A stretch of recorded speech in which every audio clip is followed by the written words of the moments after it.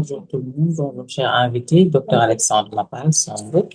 Bonjour chers participants. Permettez-moi tout d'abord de me présenter. Je suis Ndeye Dabagué, étudiante en droit privé à l'Université Gaston Berger de Saint-Louis et également allocataire de recherche au laboratoire d'analyse des sociétés et pouvoirs Afrique Diaspora de la même université. Et j'ai aujourd'hui l'immense plaisir et la responsabilité de modérer cette discussion. Cela étant précisé, je voudrais, au nom de toute l'équipe, vous souhaiter la bienvenue et vous remercier également d'avoir répondu favorablement à notre invitation à ce nouveau numéro de cycle de séminaire qui s'intitule Les défis institutionnels de la gouvernance des données personnelles au Sénégal. Il faut savoir que ce cycle de séminaire consacré aux défis et enjeux relatifs à la protection des données personnelles est une initiative de l'ASPAC dans le cadre de son programme de recherche PRODIPERFICA. Ce programme pluridisciplinaire à vocation continentale vise en effet à renforcer la protection des données personnelles en Afrique en vue de construire un système harmonisé et efficient. Oui, il faut le dire, la transition numérique aujourd'hui et la dématérialisation des services publics comme privés ont apporté un souffle de modernité et d'efficacité sans précédent à nos sociétés. De l'administration publique aux startups de la fintech, les données personnelles sont devenues le carburant de notre économie numérique, facilitant ainsi les démarches, améliorant l'inclusion financière et aussi en rapprochant les citoyens de leurs institutions. Mais cette circulation massive et instantanée de données s'accompagne inévitablement de défis structurels majeurs. Et face à l'essor de l'intelligence artificielle, du cloud computing et de la cybercriminalité, la question de la bonne gouvernance de ces données se pose, peut-être avec une acuité particulière. Au cœur de cette problématique se trouve le pivot de tout système de régulation, c'est-à-dire l'architecture institutionnelle. L'analyse de notre écosystème national soulève en réalité des interrogations profondes sur l'efficacité et l'adaptation de nos autorités de contrôle et de régulation. Notre modèle institutionnel, cependant, dispose-t-il des ressources, de l'indépendance et des pouvoirs d'arbitrage nécessaires pour faire face aux gens du numérique et aux pratiques locales? Comment articuler en effet efficacement les rôles entre les différentes institutions de régulation pour éviter les conflits de compétences et les vides juridiques? Face à l'évolution fulgurante de ces technologies, quelles seront les réformes institutionnelles à mener pour moderniser notre autorité de protection à l'heure où la loi de 2008 montre ses limites ou insuffisances face aux standards internationaux comme le RGPD ou la Convention du Malabo?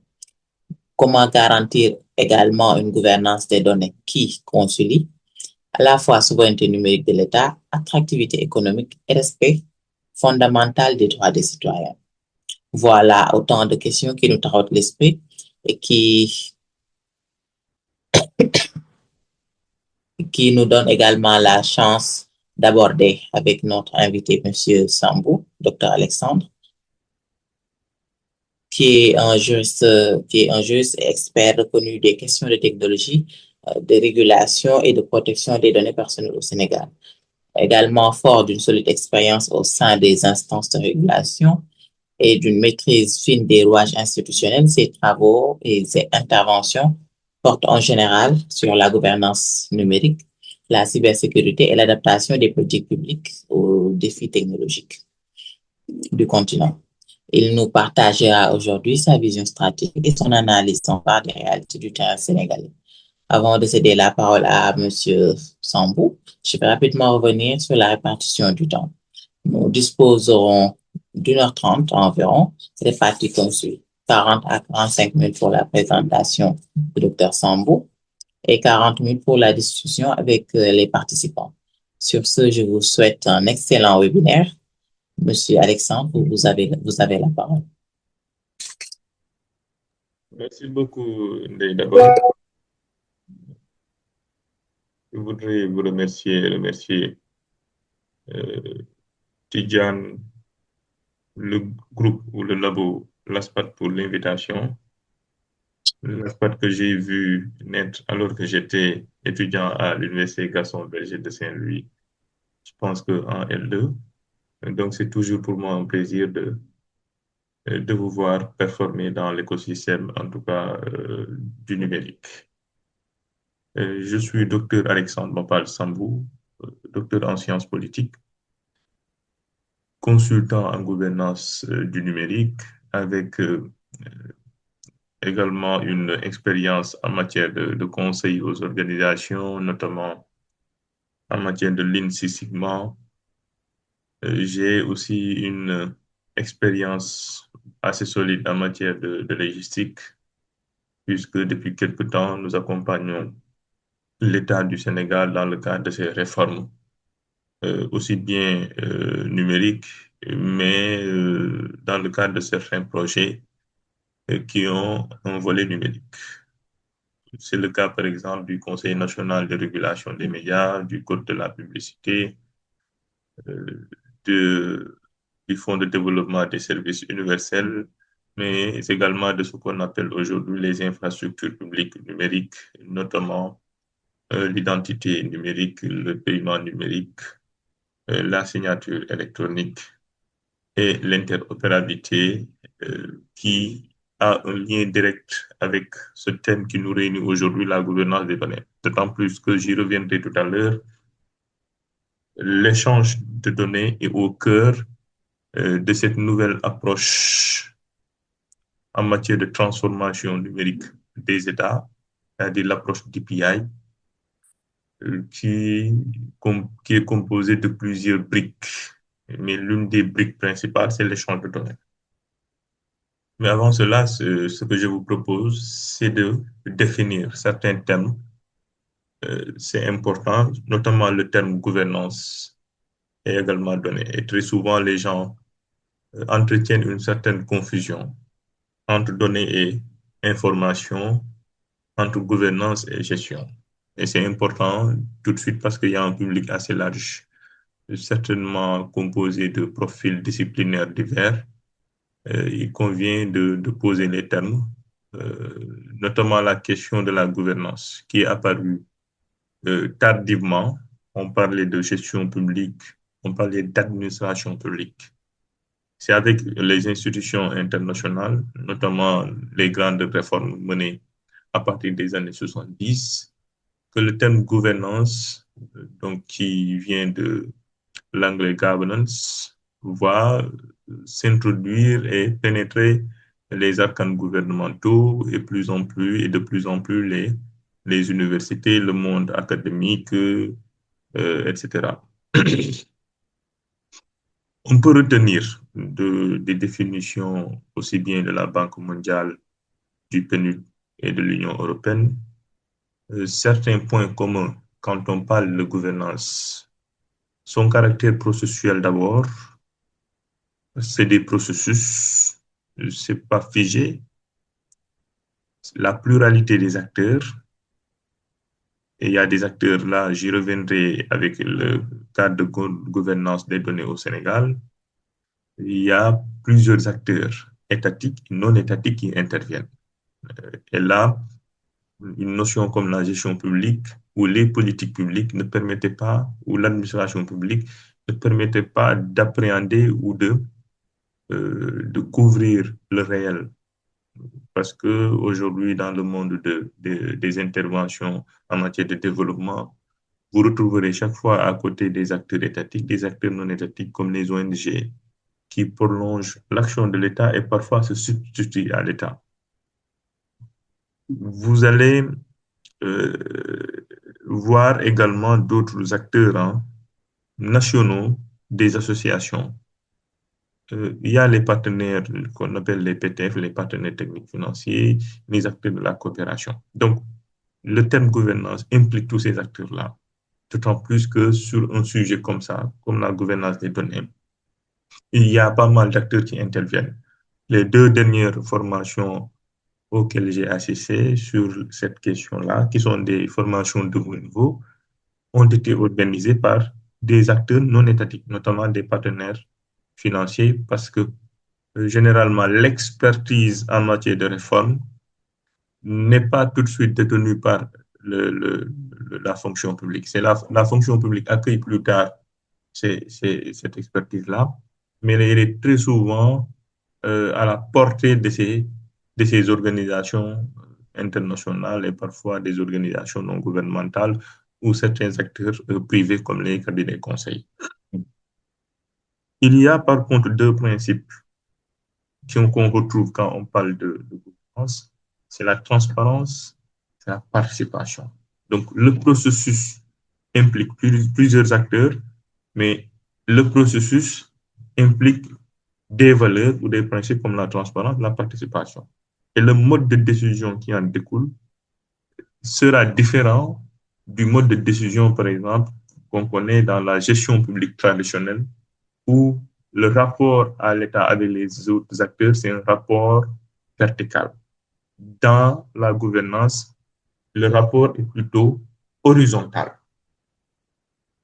Alors, concernant la donnée et la gouvernance des données, la donnée, elle est différente de l'information, d'autant plus que la donnée, c'est une partie de l'information. Et c'est lorsque la donnée est traitée qu'elle devient une information. Mais la donnée, c'est des faits bruts. C'est la matière que vous avez brute. C'est ça la donnée. Et maintenant, le cycle de vie de la donnée, c'est dans le cycle de vie de la donnée qu'on va retrouver l'information. C'est-à-dire, la donnée, elle est collectée. On collecte de la donnée. Lorsqu'elle est traitée, cette donnée-là, analysée, elle devient une information et plus tard une connaissance. Et c'est pourquoi, quand vous traitez des données, vous avez l'information et ce qui vous permet de diffuser et de produire ce qu'on appelle de la connaissance. Et maintenant, cette donnée-là peut aider à la décision. Elle peut aussi être valorisée à des fins, par exemple, industrielles. Ce que la gouvernance des données est et ce qu'elle n'est pas. On va d'abord dire ce qu'elle n'est pas. Très souvent, quand on parle de gouvernance des données, et c'est là tout le problème que nous avons, nous, par exemple, juristes, politistes, sociologues, économistes qui intervenons dans les projets digitaux, c'est que on pense très souvent que quand on parle de gouvernance des données, de gouvernance du numérique, de digitalisation, c'est des projets technologiques. Oui, la technologie effectivement occupe une grande partie dans ce type de projet, mais la gouvernance des données, c'est une réforme institutionnelle parce que ce que vous voulez changer, ce n'est pas que des systèmes d'information qui doivent communiquer, mais c'est des organisations qui doivent communiquer. C'est des humains qui doivent collaborer. Et donc, c'est une réforme institutionnelle. Et c'est un cadre juridique qui existe, qu'il faut réviser parce qu'il n'est pas adapté. C'est des structures qu'il faut bâtir parce qu'elles ne communiquaient pas avant. Donc, il y a plusieurs aspects ou plusieurs enjeux que recouvre la gouvernance des données. Donc, ce n'est pas qu'un projet technologique, ce n'est pas qu'à la portée des techniciens. Et d'ailleurs, comme j'ai l'habitude de le dire, j'ai suffisamment documenté cet aspect-là dans le cadre de ma thèse qui porte sur la gouvernance du numérique, que les véritables freins en matière de digitalisation des services publics ou en matière de transformation numérique de l'État, c'est moins des freins technologiques, mais c'est plutôt des freins institutionnels, c'est des obstacles humains, c'est des obstacles culturels. Ce que maintenant la gouvernance des données est, et là je pars de la définition de la gouvernance à proprement parler, c'est un ensemble de processus d'acteurs, de politiques et de pratiques. Ces processus euh, généralement sont inclusifs, avec donc des acteurs étatiques, non étatiques, avec des agendas, des enjeux différents. Chaque acteur qui intervient a son intérêt. Avec des politiques, quand on parle de politique ici, on pense aux stratégies, aux référentiels et des pratiques. On passe également au cadre juridique et des pratiques, la façon de traiter, de gérer, de collecter des données. Et ces pratiques-là, c'est cet ensemble de processus d'acteurs et de pratiques qui encadre le cycle de vie des données C'est ça la gouvernance des données. C'est la mise en place de ces processus, de ces mécanismes-là, en vue de coordonner des acteurs par le biais de politiques et de mieux traiter les données par le biais aussi de pratiques. Mais il y a, il y a un aspect qui est important en matière de gouvernance des données, c'est lorsque vous ne retrouvez pas cet aspect-là, vous n'êtes pas dans un modèle assez mature en matière de gouvernance des données. C'est lorsque vous produisez, traitez et protégez des données selon des standards qui ne sont pas partagés. Donc, vous avez un cadre de gouvernance des données mature, assez solide, lorsque la gestion du cycle de vie des données, c'est-à-dire de la collecte au stockage, en passant par le traitement, s'effectue selon des standards partagés par tous les acteurs. Et c'est là où on va poser la véritable problématique. Est-ce qu'au Sénégal, la gouvernance des données s'appuie sur des standards ou des référentiels ou des normes partagées par tous les acteurs? Non, ce n'est pas encore le cas. Alors, quand on parle de gouvernance des données, il y a des principes fondamentaux auxquels il faut penser tout de suite. La transparence, j'en ai parlé tout à l'heure quand je parlais de gouvernance, la proportionnalité, euh, ceux qui sont spécialisés en matière de protection des données personnelles savent que la collecte et l'usage des données doit se faire selon des finalités, mais selon le principe de la proportionnalité. Euh, j'ai parlé tout à l'heure de finalité définie, de responsabilisation parce que l'usage des données ou le traitement des données peut entraîner des violations ou peut entraîner une intrusion après dans la vie privée de la personne. Donc, il faut responsabiliser. Il y a le consentement éclairé, il y a la qualité, l'interopérabilité, c'est le fait pour, par exemple, différents systèmes d'information de pouvoir échanger des contenus, de pouvoir parler, de se comprendre. L'interopérabilité, elle est à la fois technique, technique, oui, capacité de deux systèmes à communiquer, mais elle est également sémantique, capacité de deux systèmes à se comprendre. C'est-à-dire l'échange, quand vous partagez une donnée d'un système à un autre, l'autre système doit être en mesure de comprendre la donnée qui est partagée. Donc, interopérabilité sémantique, il y a l'interopérabilité organisationnelle. Les deux systèmes d'information reposent sur un cadre organisationnel qui doit être compatible. Il y a maintenant l'interopérabilité juridique, c'est-à-dire le cadre juridique également sur lequel reposent ces systèmes d'information, sur lequel repose l'organisation ou ces organisations, doit également être compatible. Donc, c'est une compatibilité euh, à des niveaux différents. Il y a maintenant un nouveau principe en matière de gouvernance des données qu'on appelle la découvrabilité. C'est-à-dire, aujourd'hui, en tant qu'acteur consommateur de données, j'ai besoin de données X. Il y a une foule de données qui est partagée et là, moi, il faut que j'ai les données pertinentes. Donc, c'est la capacité d'un cadre de gouvernance à permettre aux acteurs qui consomment des données à trouver les données pertinentes dans une foule de données qui peuvent être pertinentes ou non pertinentes. C'est ça la découvrabilité en matière de gouvernance des données. Maintenant, pourquoi gouverner les données? Pourquoi gouverner les données? Il, il y a plusieurs raisons qui doivent aujourd'hui expliquer le besoin pour le Sénégal de gouverner ces données.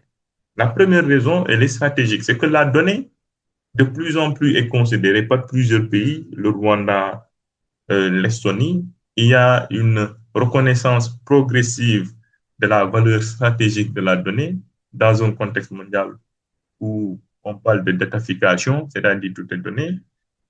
Plusieurs pays considèrent la donnée non plus comme un passif, mais comme un actif stratégique. C'est pourquoi il y a une tendance à comparer la donnée avec l'or et le pétrole ou le gaz. Pour certains, la donnée a la même valeur ou plus que ces autres ressources-là, les ressources naturelles et énergétiques. Donc, pour certains pays ou pour certains auteurs ou pour certains spécialistes, la donnée doit être considérée comme un actif stratégique. Et c'est à partir du moment où un pays, une organisation ou une entreprise considère la donnée comme un actif stratégique, c'est à partir de ce moment-là qu'on va parler de valorisation des données. Parce que vous ne pouvez pas valoriser vos données si vous les considérez comme un passif. Si vous les considérez comme un passif, vous ne les valorisez pas. Et donc, la valorisation des données et la gouvernance des données commence à partir du moment où un pays dit que moi, je considère que la donnée est un actif stratégique. C'est le cas de l'Estonie, c'est le cas du Rwanda, c'est le cas d'autres pays hein, euh, dans le monde euh, Singapour, par exemple, qui, font qui font des merveilles dans ce domaine-là.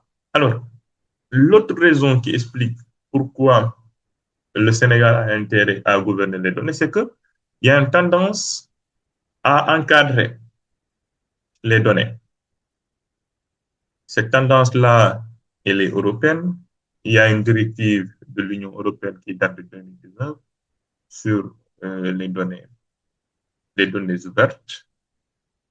Il y a euh, une stratégie de l'Union africaine qu'on appelle le cadre stratégique en matière de gouvernance des données. C'est ce cadre stratégique-là date de 2022. Il y a la CEDEAO qui travaille actuellement, si ce n'est pas déjà adopté, mais depuis mars, il y avait un travail d'adoption d'une directive sur les données ouvertes pour la CEDEAO, la zone CEDEAO. D'autres institutions comme Smart Africa, comme l'UNESCO, ont développé des cadres, des manuels pour accompagner les États dans le cadre de leurs réformes et les sensibiliser, notamment les inciter à préparer et à mettre en place des cadres solides et robustes en matière de gouvernance des données. Et ces cadres-là proposent des processus, des pratiques, des politiques, mais aussi des principes en matière de gouvernance des données. Je parlais tout à l'heure du cas du Rwanda et de l'Estonie, qui sont des modèles inspirants pour le Sénégal en matière de gouvernance des données. Quoi qu'il faille le dire, le Sénégal a inscrit la question des données pratiquement dans la plupart de ses programmes prioritaires. Les programmes prioritaires sont au nombre de 12 et structurent ce qu'on appelle le New Deal technologique. Donc, le New Deal technologique est le référentiel national du Sénégal en matière de politique publique numérique. Et ce référentiel est composé de 12 programmes prioritaires. Il y a en grande partie, pratiquement, tous ces programmes prioritaires font référence à la donnée, aussi bien le PRP lié aux infrastructures, connectivité, euh, même le PRP 1 sur la gouvernance, le PRP 4, 6, pratiquement tous ces PRP font référence à la gouvernance des données. Donc le Sénégal est conscient de l'intérêt de gouverner les données et aujourd'hui a des modèles sur lesquels il peut s'inspirer, notamment le Rwanda, l'Estonie. Je ne reviendrai pas sur les finalités de la gouvernance des données que vous connaissez, notamment ce que la donnée, une bonne gouvernance des données peut permettre, la prise de décision éclairée, l'innovation. Vous ne pouvez pas avoir un écosystème qui innove si cet écosystème n'a pas facilement accès aux données et aux données pertinentes. Tout à l'heure, je parlais du principe de découvrabilité des données.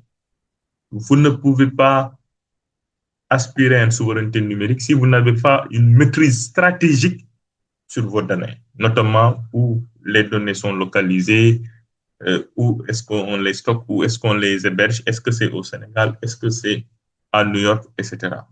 Vous ne pouvez pas non plus aspirer à une souveraineté numérique si les données ne font pas l'objet d'un usage sécurisé qui protège également la vie privée et c'est cela qui crée de la confiance dans le numérique, notamment la confiance des usagers du numérique dans, dans les systèmes d'information de l'État.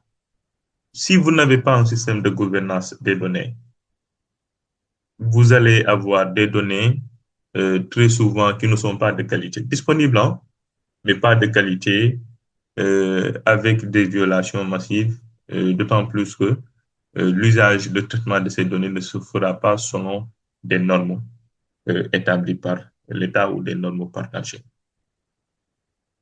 Une autre raison qui explique pourquoi il faut bien gouverner la donnée, je le disais en début de mes propos, que ce qu'on appelle l'échange de données est un pilier ou un building block de la DPI. La DPI, c'est un peu les infrastructures publiques numériques. C'est une nouvelle approche en matière de transformation numérique des États qui repose sur quatre principaux building blocks. Maintenant, il y a d'autres building blocks qui sont secondaires, hein, comme un peu les portails comme le guichet unique, voilà. Il y a d'autres building blocks comme ça, mais les quatre principaux qui sont les plus importants et qui sont les piliers de cette approche-là, c'est l'identité numérique. Et là, le Sénégal doit faire énormément d'efforts, notamment en matière d'identité biométrique fondationnelle. C'est le paiement électronique, c'est la signature électronique et c'est l'échange de données. Donc, c'est ça qui permet à un pays de réaliser vraiment une transformation numérique. C'est la capacité d'identifier les personnes, de bien les identifier, de savoir que euh, j'ai en face de moi Michel Ngom et c'est vraiment Michel Ngom. C'est le genre de données. Quand Michel Ngom va devant l'administration, elle partage une seule fois ces données et ne reviendra pas pour encore communiquer à la même administration ou à une autre administration ces données. Les administrations doivent être en mesure de se partager ces données-là, conformément à la réglementation en vigueur. C'est la possibilité pour Michel Ngom, dans le cadre des services publics de l'État, de payer en ligne et de signer en ligne.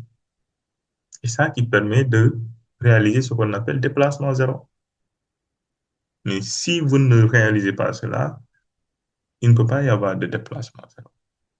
Donc l'identité numérique, par exemple, est très liée au paiement électronique et à la signature électronique, et même à l'échange de données.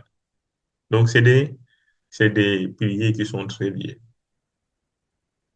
En Afrique, quand on regarde le panorama, le paysage, on se rend compte que en matière de gouvernance des données, notamment la partie protection des données personnelles, on est à 34 pays qui ont un niveau de protection des données acceptable.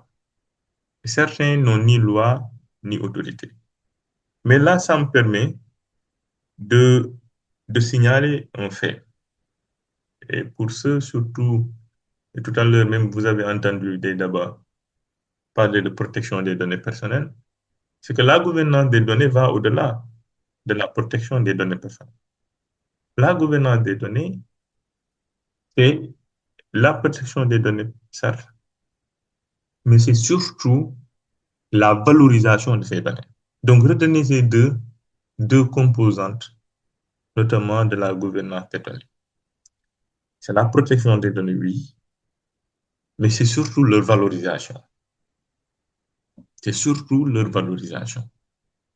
Donc, aujourd'hui, quand vous faites la comparaison au niveau mondial, si on se réfère par exemple au cadre européen qui a évolué en matière de données personnelles, la tendance a été comme aujourd'hui au Sénégal, de considérer qu'en matière de protection des données, le souci de l'État, c'est les données personnelles qu'il faut protéger.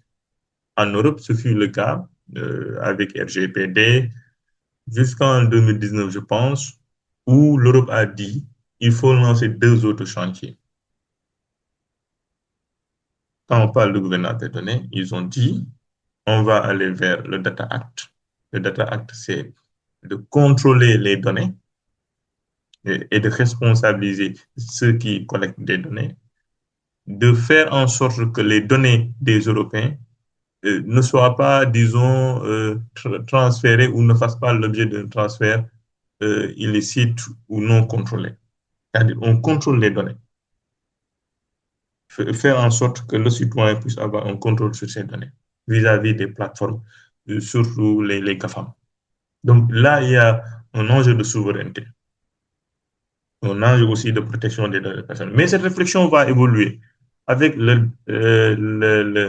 l'autre règlement, l'autre qu'on appelle Data Governance Act, qui maintenant consacre ce passage-là d'une vision formaliste, protectrice, trop juridique de la gouvernance des données pour aller vers une vision plutôt économique.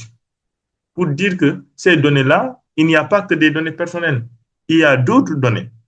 Et ces données doivent servir à alimenter l'industrie ou l'industrialisation, le processus d'industrialisation.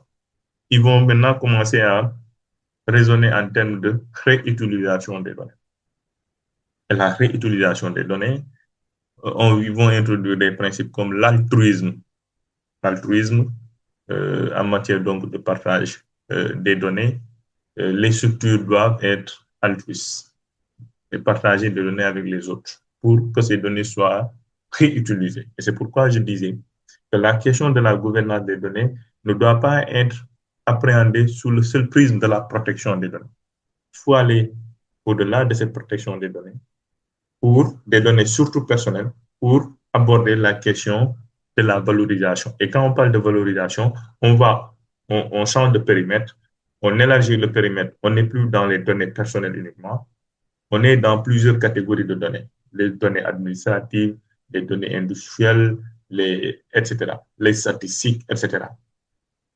Là, le souci, c'est de considérer, et cela répond à la logique de dire que la donnée est un actif stratégique et donc doit être réutilisée pour servir d'autres besoins nationaux. Pas uniquement s'inscrire dans la logique de dire je vais protéger ces données-là. Alors, aujourd'hui, il y a plusieurs catégories de données. Et ça explique également le besoin de gouverner les données. Parce que il y a les données individuelles, j'en parlais tout à l'heure, et ces données individuelles, très souvent, le souci des pouvoirs publics, c'est de les protéger, pour protéger la vie privée. Au Sénégal, la loi de 2008 a procédé à une classification des données personnelles, considérant les données sensibles et les données non sensibles. Les données sensibles, c'est par exemple les données de santé, les données bancaires. Les données non sensibles, c'est les données courantes. Alors, il y a aujourd'hui deux types de données qui sont également stratégiques. C'est les données spatiales. Heureusement que le Sénégal a créé depuis quelque temps une agence en matière une agence spatiale dirigée par Marem Kayre, je pense. Et il y a un groupe d'études euh, qui travaille sur un cadre juridique pour les données spatiales. Cet enjeu est important parce qu'aujourd'hui, l'activité spatiale, elle est dense. On a des privés qui ont maintenant leur satellite. Elon Musk, par exemple. Des privés aujourd'hui ont conquis l'espace. Alors que l'espace, regardez, demandez à ceux qui font le droit international, ceux qui s'intéressent à l'espace, jusque-là, c'était les États qui étaient dans la conquête spatiale. États-Unis, Russie, plutôt après la France. Mais là, des privés sont dans la conquête spatiale et à des fins de business. Et donc, à partir de l'espace, vous pouvez collecter énormément de données. Par exemple, avec l'observation de la Terre. Voilà. Donc, il y a énormément de données qui peuvent être collectées. Et donc, à ce niveau-là, il faut faire des efforts pour encadrer. Il y a les données post-mortem et les gens n'en parlent pas. Les gens n'en parlent pratiquement pas. Mais les données post-mortem, ce sont les données des morts. Moi, quand j'ai perdu mon papa, mon premier réflexe a été de voir comment gérer ces données. Juridiquement, on perd la personnalité juridique à partir de la mort, non. C'est quand la personne décède, la personne perd sa personnalité juridique. Et donc, c'est une question peut-être pour les étudiants qui sont là et les chercheurs peuvent entamer des recherches à ce niveau-là. Dès lors que vous perdez votre personnalité juridique, donc on ne peut plus parler de votre vie privée, en principe. Vous avez des données, vous laissez des données ici, Facebook, Instagram, des gens se connectent, ont des comptes, meurent, et c'est pourquoi ces plateformes-là, si vous observez bien, vous font signer des contrats de légation. C'est-à-dire, si vous mourrez, qui va continuer à gérer votre compte, notamment pour la suppression et autres. Et cette question-là, elle est importante. Elle n'est pas suffisamment abordée par les pouvoirs publics. Pourtant, les plateformes font cette régulation-là, ont proposé des options pour gérer ces données post-mortem. Il faut que la législation, qu'on essaie de voir, parce que peut-être juridiquement, jusque-là, on parle de personnalité juridique, mais écoutez, des données personnelles d'une personne qui est morte peuvent avoir des incidences sociales, familiales, etc. Cette réflexion doit être menée. Et donc, doit être versée dans ce qu'on appelle aujourd'hui ce cadre de gouvernance des, des données. Maintenant, ce que le Sénégal est en train de faire, et c'est là où je vais accélérer, nous avons un référentiel, le New Deal, qui intègre ce souci-là de gouverner les données, notamment dans le PRP1, dans lequel je travaille avec d'autres, pour avoir un cadre de gouvernance du numérique. Avec une stratégie, le Sénégal a aussi une stratégie nationale en matière de données, dont l'horizon est 2028, une stratégie nationale en matière d'IA, une loi en vigueur sur la protection des données personnelles, une loi d'accès à l'information dont le chapitre premier, d'ailleurs la section 2, traite des données communicables. Il y a des initiatives technologiques sectorielles. Campus Sen pour l'enseignement supérieur et l'éducation, le GAINDé pour les douanes, SICTAS, DHS2 en santé, le RSSCM, le registre du crédit commercial mobilier, RCCM, le data center, qui est une infrastructure qui est aujourd'hui installée à Diamniadio, mais aussi il y a le data center de la Sonatel, qui est là à Zangbao. Mais le DHS2, quand même, bon, je reviendrai, c'est agrège des données, mais ne gère pas le dossier du patient. C'était une information de taille, je voulais insister là-dessus. Autant de plateformes qui sont des initiatives sectorielles et éparses, qui ne communiquent pas. Aujourd'hui, dans le domaine des finances, le ministère des Finances a plusieurs directions, notamment les douanes, les impôts, le trésor, qui gèrent nos finances publiques. Mais chaque administration a sa plateforme. Et ces plateformes ont du mal à communiquer aujourd'hui. On a un projet qu'on appelle SIGIF. Je pense que c'est le système d'information de la gestion, le système d'information ou quelque chose de la gestion informatisée des finances publiques, quelque chose comme ça. Depuis presque bientôt 10 ans, on en parle, on a du mal à déployer ce système-là qui permettrait de rendre interopérables les différentes plateformes de l'administration ou des administrations financières. Et donc, vous voyez que là, l'enjeu n'est pas technologique. L'enjeu est ailleurs. C'est qu'il y a des réticences de la part de ces administrations à intégrer ce cadre commun-là. Et pourtant, qui fait partie des recommandations d'ailleurs issu de l'audit des finances publiques sur la question de la dette. Il y a aujourd'hui au Sénégal des projets de loi qui sont en cours en matière de cybersécurité, de données et de sécurisation des données, de réutilisation des données et de gouvernance des données. C'est des projets de loi. La loi sur la protection des données personnelles est aussi en cours de révision. Depuis on- bientôt 8 ans, 9 ans, bientôt 10 ans. Je me rappelle à l'époque, quand je faisais mes entretiens, alors que j'étais euh, euh, étudiant en master, quand je préparais mon mémoire, quand je faisais mes entretiens à la CVP, on me disait que le projet, je pense que c'était en 2018-2019, que le projet était disponible, le projet de loi. Il est encore dans le circuit. Il y a aussi un projet de loi sur la gestion des données, les données de santé. Donc, il y a beaucoup d'initiatives qui sont en préparation. Là, on est en phase de préparation. Je parlais aussi des infrastructures qui sont importantes quand on parle aussi de gouvernance des données, notamment les data centers pour l'hébergement de données.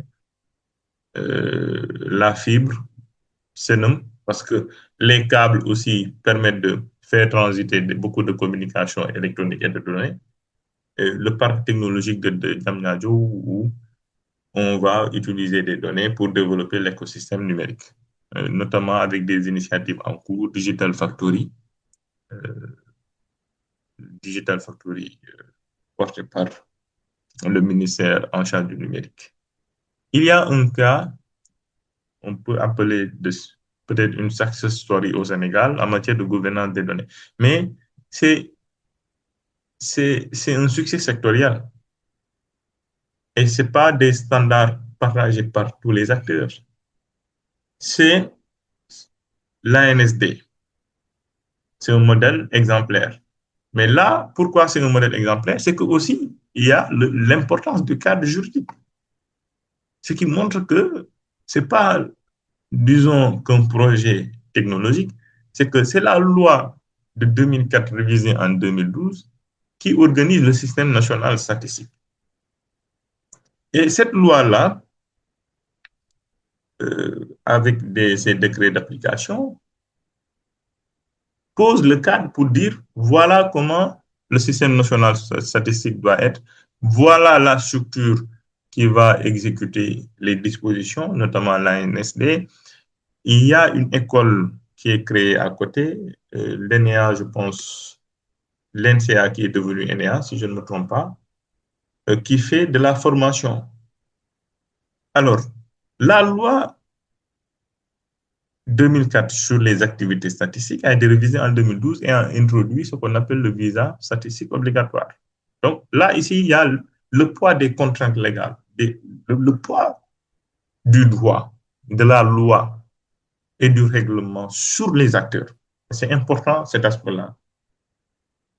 Le visa statistique, c'est de dire obligatoire, c'est de dire les structures doivent obligatoirement envoyer leurs données statistiques à l'ANSD pour traitement. Parce que ça fait partie des obligations aussi du Sénégal en matière de transparence et d'accès à l'information. Les structures sont obligées de partager les données statistiques, les statistiques à l'ANSD, qui doit produire annuellement ou selon des échéances fixées par la loi, faire des productions, des publications. Et c'est comme ça qu'aujourd'hui, le Sénégal est le champion en Afrique depuis 2024 en matière de statistiques et troisième au classement Open Data Inventory. Donc, on a un cadre juridique qui est très solide en matière de, de système national statistique et un cadre politique aussi ambitieux, notamment la stratégie nationale statistique 2024-2028 et des pratiques, des standards alignés aux standards internationaux, notamment les normes FMI, ISO, SDMX, SENAC. Donc, l'ANSD aujourd'hui, dans ses pratiques en matière de gestion de traitement des données, c'est aligné à ces normes-là qui sont des standards internationaux. Maintenant, le défi ici, c'est de faire en sorte que cette façon de faire de l'ANSD puisse être une façon commune. C'est-à-dire qu'on ait une autorité nationale qui gère, au-delà des données statistiques agrégées qui reviennent légalement à l'ANSD, qu'on ait une autorité nationale qui gère toutes les données. Toutes les données doivent converger vers cette autorité in fine. Toutes les catégories de données. Ça, on ne l'a pas. Et cette autorité devrait désigner des points focaux des responsables de données sectorielles, tout ça. L'ANSD a son dispositif avec des points focaux, mais ça, c'est pour la partie données statistiques et avec l'objectif de faire des publications, par exemple, les différents recensements. Donc, on devrait aller au-delà, avoir un cadre plus ambitieux, mais global. On ne l'a pas pour le moment. Et donc, le défi, je parlais du poids du droit, c'est un défi réglementaire parce qu'il y a une gestion des données en silo, fragmentée. Les différents ministères gèrent leurs données, excepté la partie ANSD pour les statistiques. Euh, on a une stratégie en matière de données, je le disais tout à l'heure, qui court jusqu'en 2028, qui était plutôt orientée euh, économie-innovation. Et c'était très bien d'ailleurs pour le Sénégal dès 2023 d'envisager une stratégie nationale des données orientée vers économie et innovation. Parce que très souvent, on a tendance à orienter les choses vers la vie privée et vers les contraintes juridiques. Et c'est pourquoi tout à l'heure, je parlais de tendance africaine centrée sur la protection des données. Le cycle de vie des données n'est pas encadré, c'est-à-dire de la production des données à l'hébergement des données, il n'y a pas de standards communs partagés par tout le monde. C'est-à-dire qu'il n'y a pas une seule loi qui dit voilà comment on gère tout le cycle de données au Sénégal. Et voilà les responsables de chaque chaîne, par exemple la collecte, voilà les responsables, ANSD est responsable de la collecte, ANSD est responsable de la publication. Mais qui est responsable de l'hébergement? Qui est responsable de l'analyse, par exemple? Qui est responsable, etc. Donc, c'est pas suffisamment régulé. Il y a encore une fragmentation et une gestion en silo des données, j'en parlais tout à l'heure, avec des initiatives assez, assez éparses et chaque structure collecte pour son besoin spécifique. Et ce qui peut créer des doublons. On a aussi des défis à relever en matière de capacité, de mandat institutionnel et de souveraineté.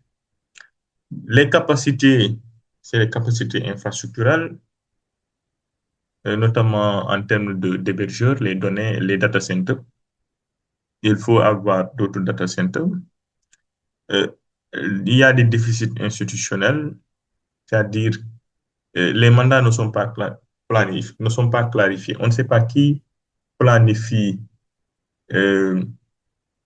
la collecte des données, par exemple. Il faut qu'une structure planifie pour tout le monde. Voilà les données prioritaires pour cette année.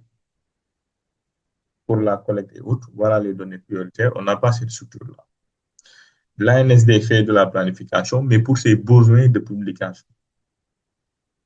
Euh, qui produit les données pour tout le monde? Peut-être l'ANSD peut le faire. Et cette structure est en train de bien faire. Quand même, c'est un acquis institutionnel assez solide sur lequel le Sénégal peut s'appuyer. Le partage des données, le stockage, etc. Parce que cette question de mandat non clarifié, elle est importante. Cette réflexion doit être entamée à un haut niveau, d'autant plus que c'est dans la préparation de ce qu'on appelle les décrets relatifs aux attributions des ministres qu'il faut régler cette question. Je donne un cas.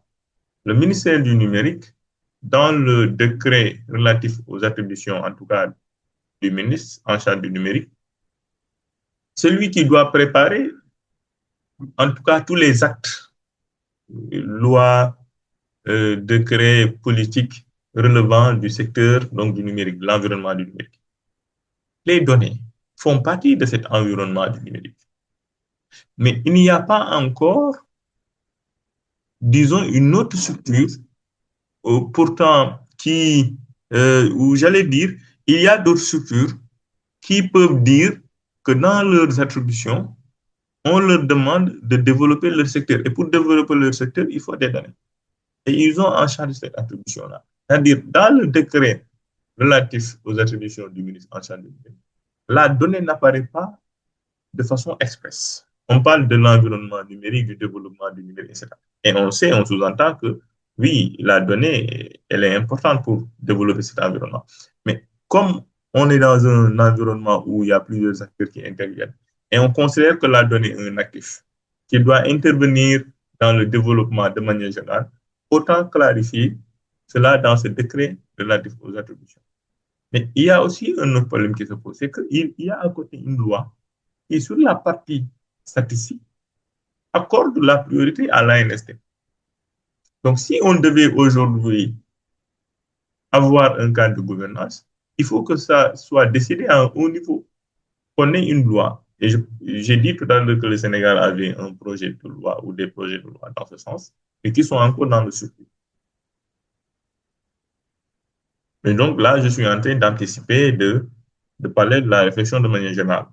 Mais vous comprenez que il y a des fois un chevauchement de compétences entre différents ministères, entre différents acteurs sur qui doit faire quoi. Parce que chaque acteur se fonde sur son décret ou sur sa loi pour dire que moi, la loi ou moi, le décret me confère le droit de faire telle chose. Donc, il faut harmoniser à ce niveau-là. Il faut renforcer notre expertise. Aujourd'hui, il y a des DPO. Hein. Moi, je pensais qu'il n'y avait pas encore de DPO, mais la Sonatel Free, ces entreprises ont des DPO. Des délégués à la protection des données personnelles. Le projet de loi sur la protection des données personnelles a consacré donc cet acteur-là la notion de délégué à la protection des données personnelles. Mais depuis lors, ce projet de loi n'est pas encore entré en vigueur. Donc, il y a par contre dans la pratique des entreprises qui désignent des DPO.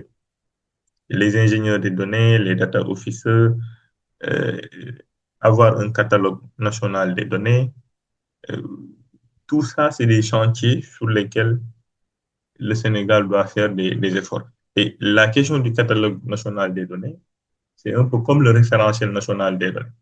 Là, le Sénégal peut, via les projets de loi en cours, prévoir donc des catalogues, des référentiels, en tout cas nationaux en matière de gouvernance des données, et renvoyer donc à des arrêtés ou à des décrets qui les approuvent. Ça, c'est possible dans la pratique législative. C'est possible d'élaborer ces référentiels-là, d'avoir un référentiel national en matière de gouvernance des données qui est approuvé par décret et qui est lié à la loi sur les données. En tout cas, à la future loi sur les données. Ça, c'est possible. Il y a aussi un autre enjeu, c'est la propriété, et c'est là où j'ai fini, et la souveraineté. La propriété des données. Plusieurs acteurs, donc, produisent, fournissent des données, plusieurs acteurs les consomment. Alors, il arrive que dans certains cas, je donne le cas du ministère des Finances, je vous disais que c'est des directions qui relèvent du même ministère qui n'arrivent pas à suffisamment ou à bien coordonner. Il y a des efforts en cours, surtout depuis la SRNT, ce qu'on appelle la stratégie de recette moyen terme, pour améliorer la communication ou le dialogue et le partage d'informations entre la direction générale des impôts et domaines, la direction générale des douanes et la direction générale de la comptabilité, par exemple. Des efforts se font, ça c'est le cas. Mais on pouvait avoir mieux. S'il y a ces soucis-là, c'est que chaque acteur dit que ces données lui appartiennent. Or, c'est là où il y a un sérieux problème.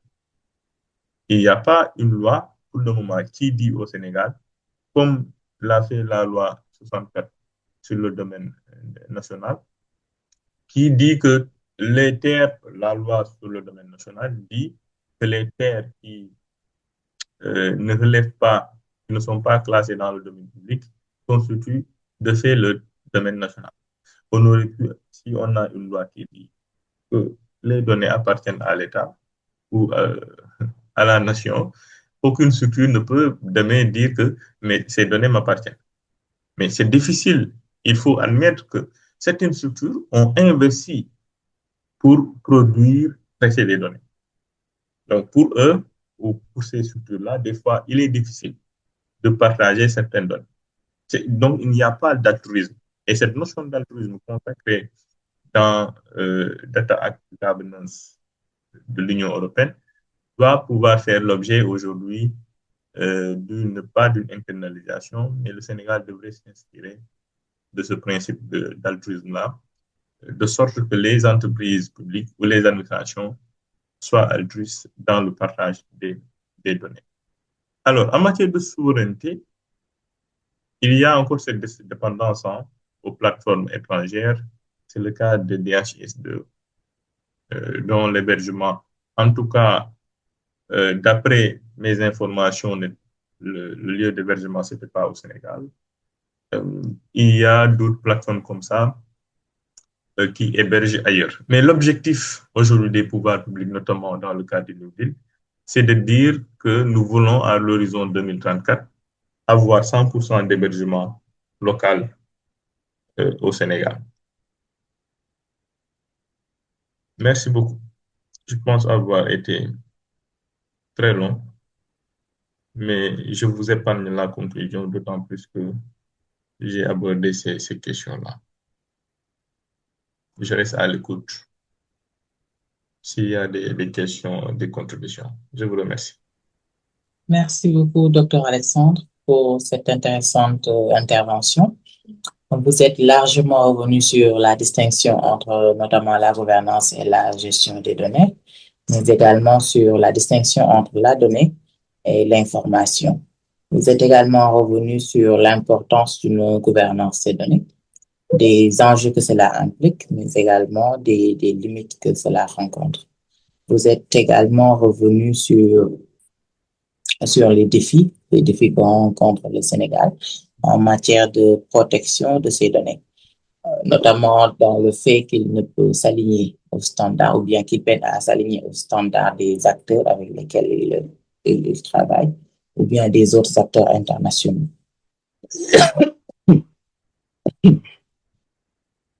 Vous êtes également revenu sur les principes d'une bonne gouvernance des données, qui passe par des principes tels que la transparence, la participation, la découvrabilité, ainsi que l'altruisme qu'on ne peut écarter pour une gouvernance meilleure de nos données. Vous êtes également revenu sur d'éventuelles perspectives de solutions par la création de catalogues de stratégies nationales qui sauront pallier à la fois le besoin de valorisation de nos données, mais également la nécessité de protéger également ces données. Merci beaucoup pour votre intervention. On va alors céder la parole aux participants pour d'éventuelles questions. Merci beaucoup.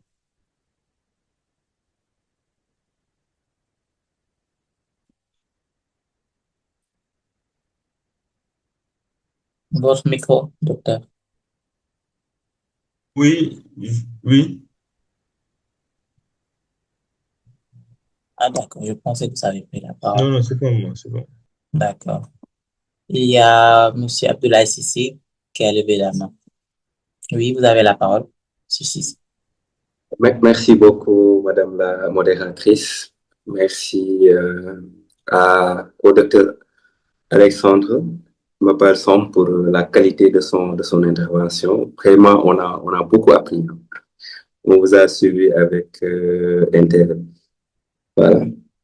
Je voulais revenir un peu sur la question de la gouvernance des données et peut-être poser 2 à 3 questions. La première question concerne la gouvernance des données en matière de renseignement, disons. Le Sénégal a, depuis 2016, voté une loi qui porte sur les services de renseignement. La loi de 2016 sur le renseignement, en son article 10, permet aux services de renseignement d'accéder ou bien d'utiliser des procédés intrusifs. Donc, dans le cadre des enquêtes, bien de l'instruction de certaines infractions en rapport notamment avec le terrorisme et le grand banditisme, pour faire simple. Voilà. Mais cela ne se fait pas souvent avec un contrôle effectif, notamment le contrôle de l'autorité judiciaire ou bien tout simplement avec le contrôle du Parlement. Donc, au niveau de l'Assemblée nationale, on a une commission, si je ne m'abuse, en charge de la sécurité, de la défense et de la sécurité. Mais cette commission, depuis sa création, n'a pas eu à faire de contrôle sur les activités des services de renseignement. Donc, j'ai moi-même posé la question, je crois, dans le cadre d'une de nos activités organisées au LASPAC, mais la réponse qu'on m'avait donnée, donc la réponse qu'un officier de la gendarmerie m'avait donnée était négative. Donc, à ce jour, cette commission n'a jamais contrôlé les services de renseignement. Est-ce que dans un état normal où on respecte toutes les règles, on devrait faire face à ce genre de situation? Voilà. Donc, on laisse les services de renseignement dérouler librement leurs activités sans un contrôle effectif sur leurs activités. Ça, c'était la première préoccupation, ma première préoccupation. La deuxième concerne la question de la sécurité des données.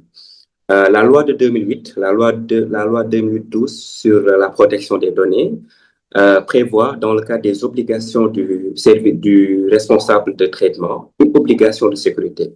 C'est-à-dire que le responsable de traitement, comme le ministère des Finances, le Trésor et autres, ont l'obligation de faire en sorte d'utiliser tous les moyens techniques et juridiques, pour que les données ne soient pas piratées et autres. Voilà. Malheureusement, on a constaté depuis quelques mois maintenant que tous ces services-là, la direction de l'automatisation du fichier, la DAF, le Trésor et autres, ont fait l'objet de piratage. Mais est-ce que cela ne réduit pas ou bien n'édulcore pas la confiance des Sénégalais sur ces services-là? Et quel impact peut avoir ces piratages sur la gouvernance des données au Sénégal? Voilà. Ça, c'était la deuxième. Mais je m'en limite là pour l'instant. Je vous laisse répondre à ces deux et je vais peut-être prendre la parole après pour revenir sur d'autres aspects. Merci beaucoup.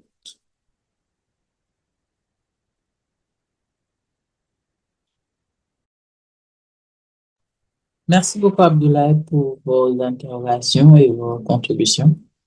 C'est intéressant. Docteur Alexandre. Oui, merci d'abord. Merci, Ablaye. Vous avez posé deux questions très, très gênantes, si je puis m'exprimer ainsi, d'autant plus que la première, sur les activités de renseignement, concerne quelqu'un que je connais bien, qui est un ami, qui est aussi un frère, qui occupe aujourd'hui le poste de président de la commission de défense et de sécurité. J'ai pris note de votre question, je lui en parlerai personnellement.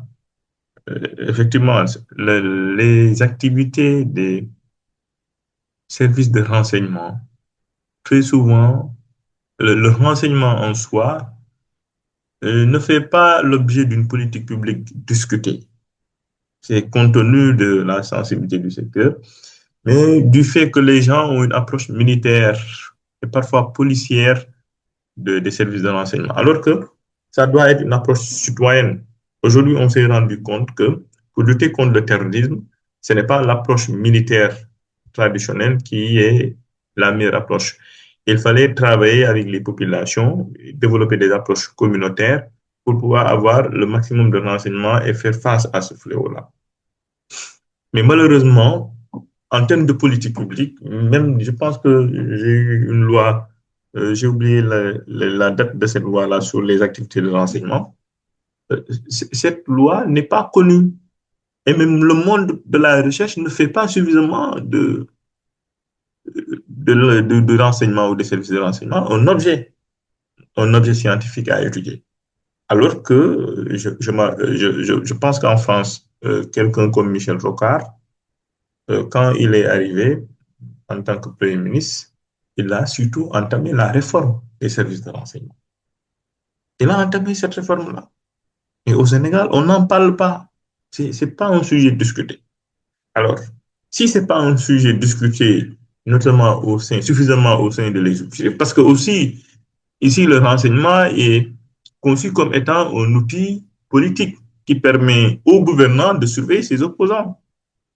Alors que ça devait être, moi, une fois, j'ai fait une contribution sur l'importance à accorder au renseignement économique, ce qu'on appelle l'intelligence économique, parce que le renseignement, c'est de l'intelligence. Passer de la logique de l'opposant et de voir est-ce que mon opposant fréquente tel salon de massage, tel bar, telle boîte de nuit, pour aller vers un renseignement orienté économie. Ça, c'est des sujets sur lesquels les pouvoirs publics doivent apporter des réponses et entamer une réforme en profondeur des systèmes de renseignement.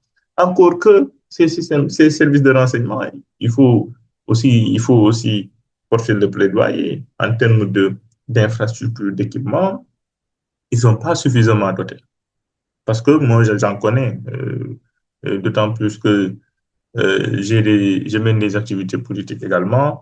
J'en connais qui sont là, qui, avec des services, hein, ils ont des services, ils ont des bureaux, mais c'est pas trop ça. Donc, si le sujet n'intéresse pas assez les politiques, il va sans dire que l'Assemblée nationale, qu'on connaît, hein, c'est peut-être qu'avec la nouvelle législature qu'il y a des efforts en matière d'audition, de modernisation, etc.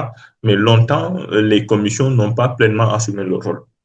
Je pense que ça, c'est une question sur laquelle j'ai beaucoup de plaisir d'apporter des réponses, mais pas définitives, d'autant plus que je vais adresser cette requête que je considère comme un plaidoyer au président de la Commission défense et sécurité pour qu'il s'attelle à exercer son droit de contrôle de ces activités-là, ne serait-ce qu'une audition. Aux États-Unis, ça se fait. Ils sont auditionnés.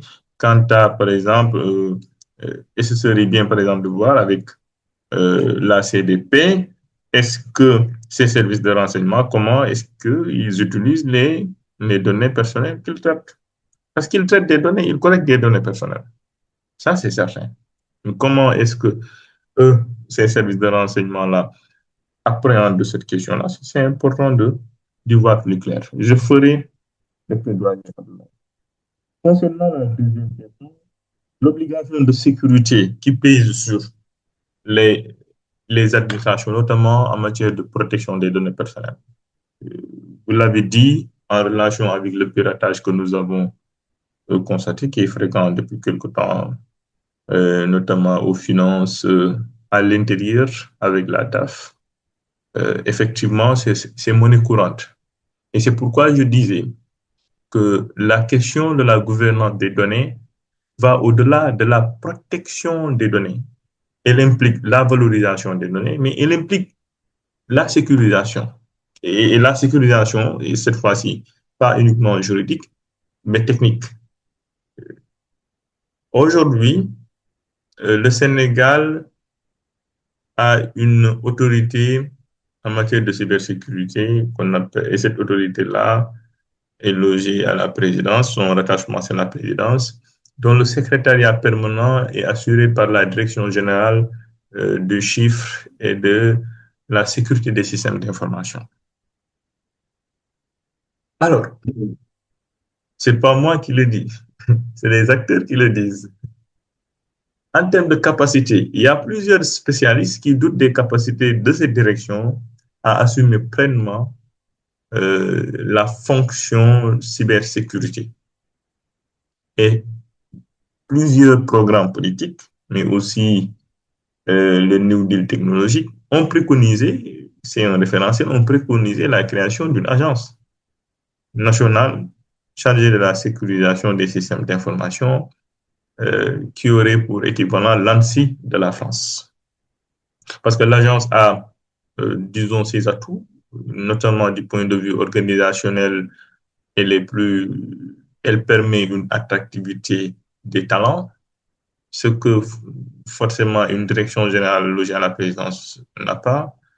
L'agence a une autonomie financière ce qui lui permet, à travers des mécanismes, d'attirer des ressources financières pour financer, parce que la cybersécurité a un coût.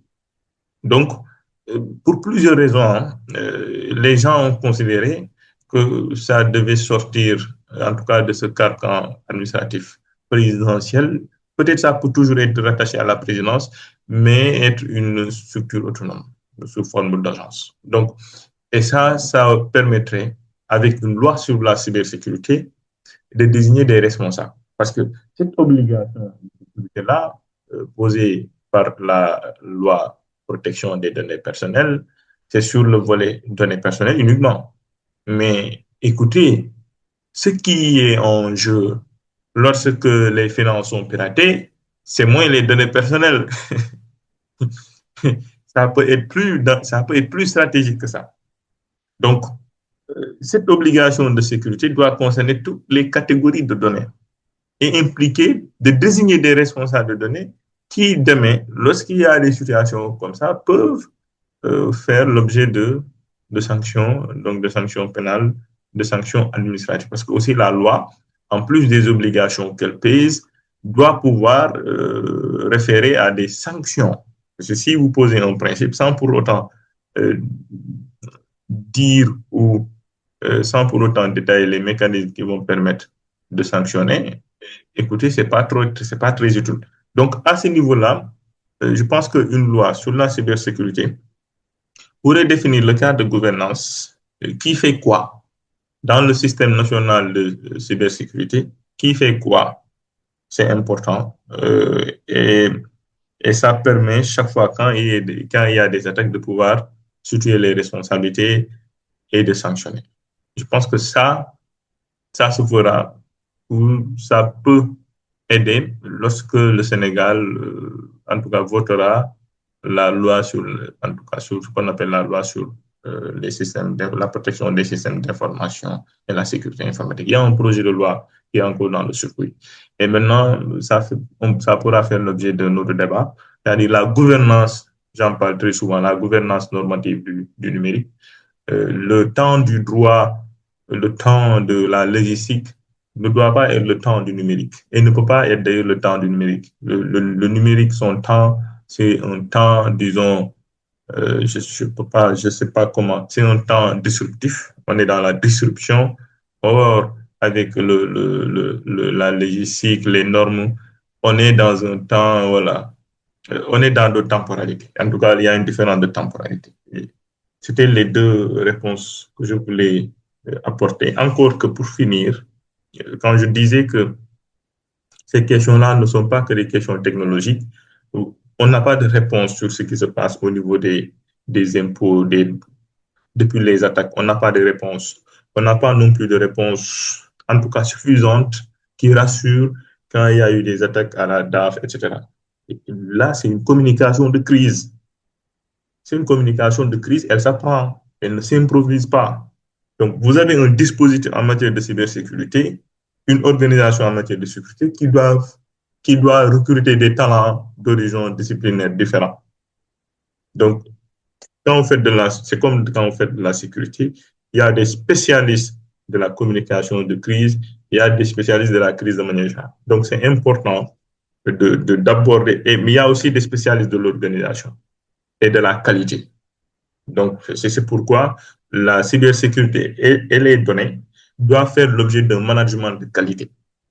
Et ce qui permet après, en amont ou en aval, de faire un audit pour voir si les systèmes et les usages, disons, sont conformes et sont alignés aux standards préalablement établis.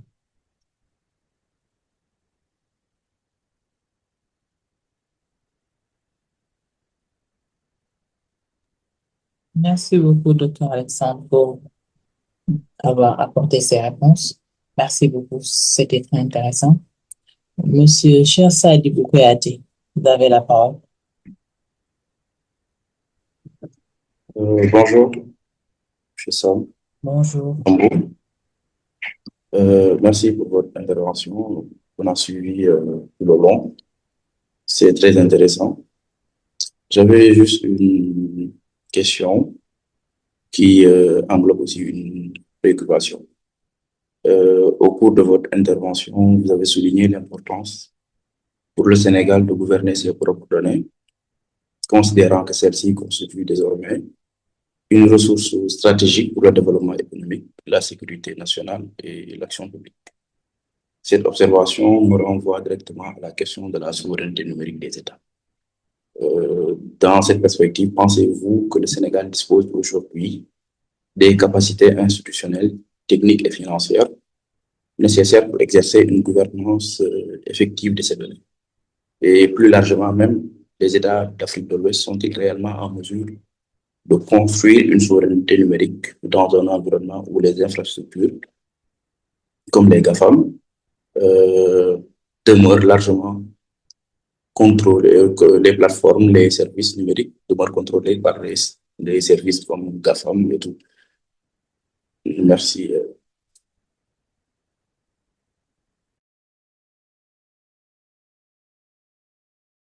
Oui, Sadibou. C'est une question. D'abord, je peux y aller? OK. Oui, bien sûr. OK. C'est la question du financement et des capacités. Je l'ai abordé de façon assez succincte.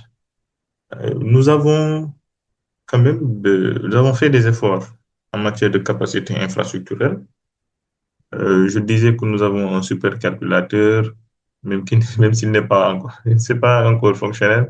Nous avons un data center, Diamniadio. Nous avons le privé aussi, Sonatel a un data center où des structures de l'État hébergent également. Nous avons un écosystème infrastructurel qui est quand même bon,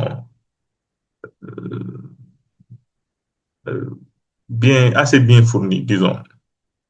C'est assez bien. Alors, la difficulté maintenant, bon, pour les ressources humaines, on a des ressources humaines de qualité. On n'en manque pas.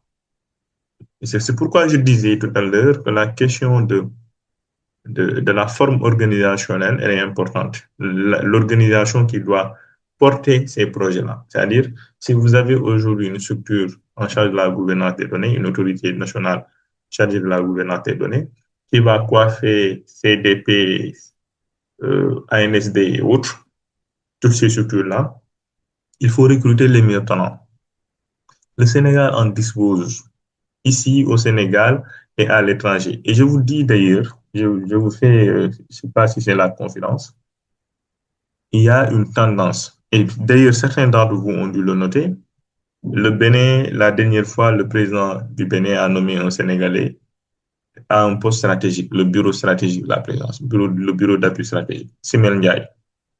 Cette tendance-là, elle ne date pas d'aujourd'hui. C'est-à-dire, depuis 2022, des experts sénégalais vont travailler au Bénin de façon occasionnelle et pratiquement plusieurs ont décidé d'élire domicile maintenant au Bénin. Parce que le Bénin est en train de capter l'expertise. Au Sénégal, on a encore une administration où les gens ne sont pas forcément dans l'ouverture au talent. On est encore dans notre monde, dans l'enfermement professionnel qui consiste à exclure. Et ça, il faut créer le cadre juridique et organisationnel pouvant attirer et fidéliser ces talents-là, et ce qui permettra de renforcer les capacités de l'État à faire face à ces ripostes, à riposter, à bien gouverner les données, ou bien de contractualiser avec un secteur privé qui est là, qui est composé de ces experts-là, de pouvoir travailler avec eux. Et ils vont accompagner de façon contrôlée l'État. Mais l'expertise, elle est là. En matière de gestion, en matière de données, il y a des ingénieurs de données. Moi, j'en vois tout le temps. Et pratiquement, c'est des jeunes. Et maintenant, ça pose la question de est-ce que chez nous, les gens certifient l'expertise lorsque vous êtes jeune? Et ils n'ont pas encore une grande expérience, mais ils sont bons. Maintenant, c'est à l'État de voir, est-ce qu'on les amène en France ou comme ça pour un séjour et revenir? Ça, c'est à l'État de définir cette politique-là. Mais on a des ingénieurs qui sont là, des gens qui savent faire qui savent occuper. Je vous ai dit que, par exemple, Sonatel et Free ont des data DPO. Il y a des jeunes parmi vous, Ablaye peut aujourd'hui être un excellent DPO dans une structure. Il y en a qui sont là. Donc, en matière d'expertise, il y a, mais maintenant, il faut plus parce que on n'a pas encore des ingénieurs de données. Oui, il y en a, mais pas suffisamment avec de l'expérience. Ça, il faut aussi le dire. Mais c'est normal parce que nous avons basculé récemment dans cette ère numérique. Il y a des pays qui ont été dans ça depuis des années. Et c'est normal que ces gens aient plus d'expérience. Comment aussi attirer ces talents? Quand je parle de talents, je ne parle pas que de Sénégalais. Il y a des Français, il y a peut-être des Canadiens, il y a peut-être des Africains.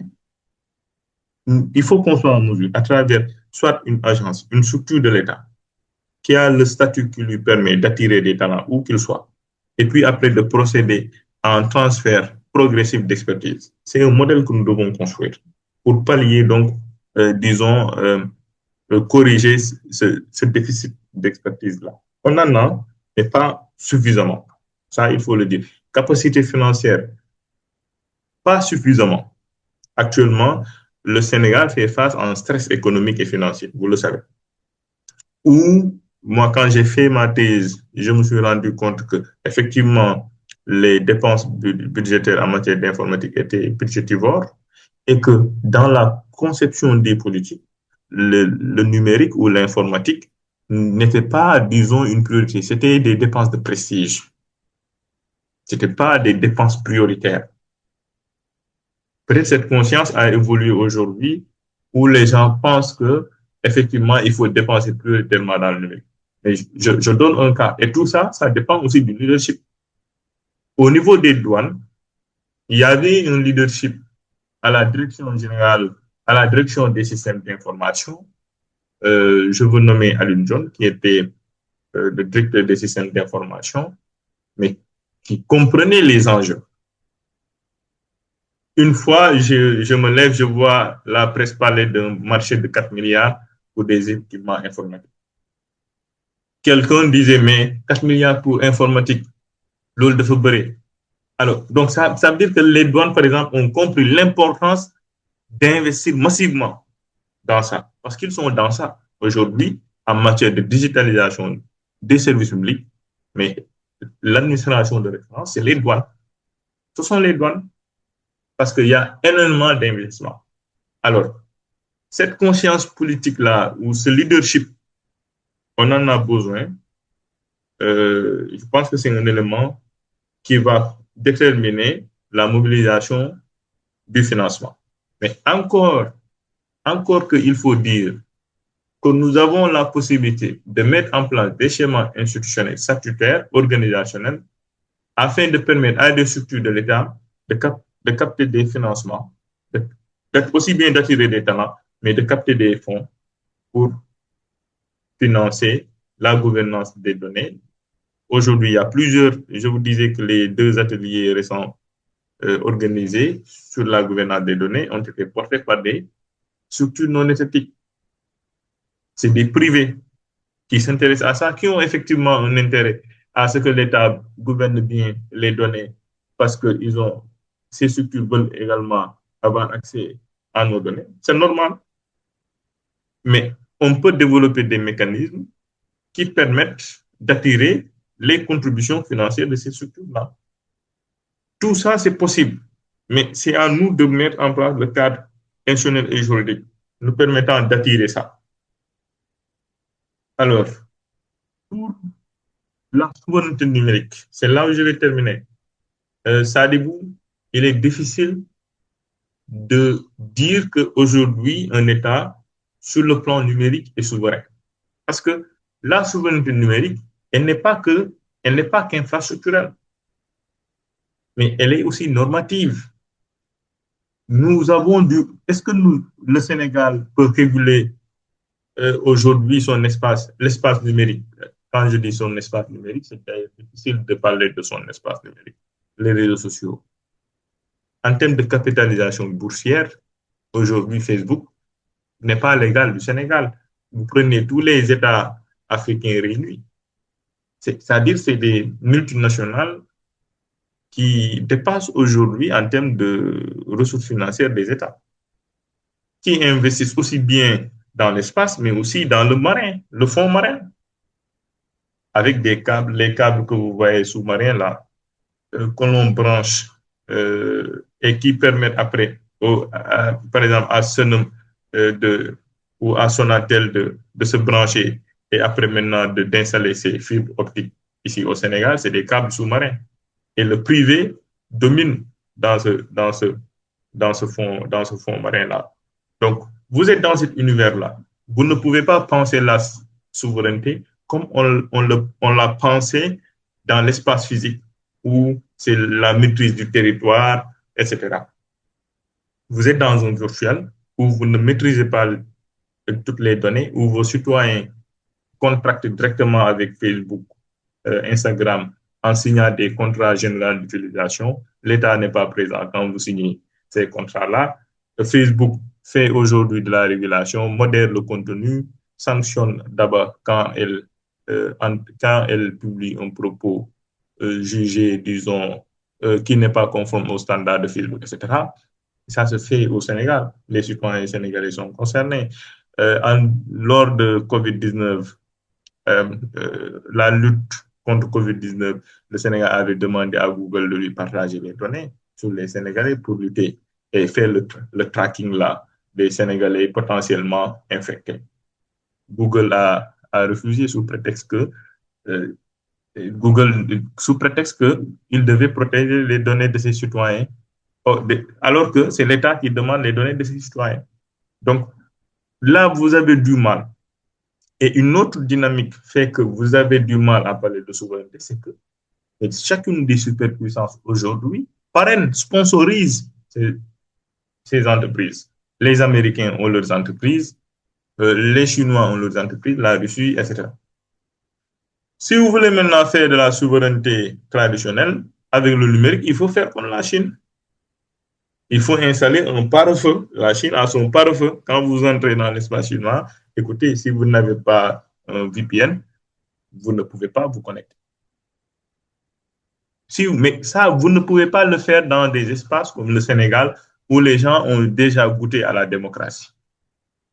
Ça dépend de la nature du régime politique là aussi. C'est très différent. Vous ne pouvez pas aujourd'hui prendre certaines restrictions. Moussa Bokar Thiam a pris des mesures de restriction pour la connexion là. Je pense que c'était en 2021, 2022, 2023. Regardez le tollé que ça a fait. Parce que ça ne correspond pas à notre culture démocratique.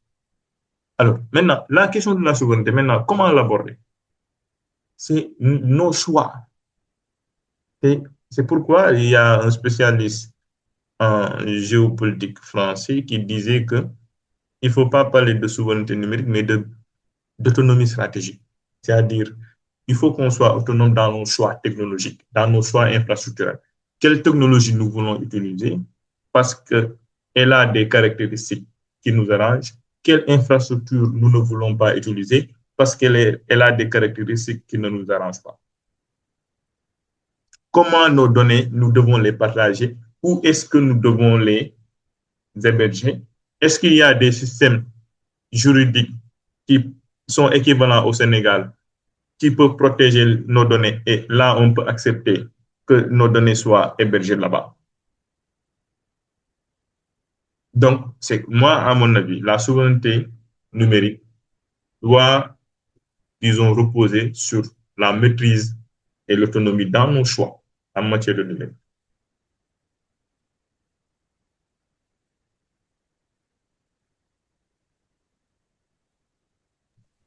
Merci beaucoup, Dr. Alexandre. Merci, c'est vraiment intéressant, votre intervention. Cependant, j'ai une question. Je voudrais savoir comment l'État du Sénégal parviendra-t-il à garantir une gouvernance des données qui concilie à la fois souveraineté numérique de l'État, attractivité économique et respect des droits fondamentaux des citoyens?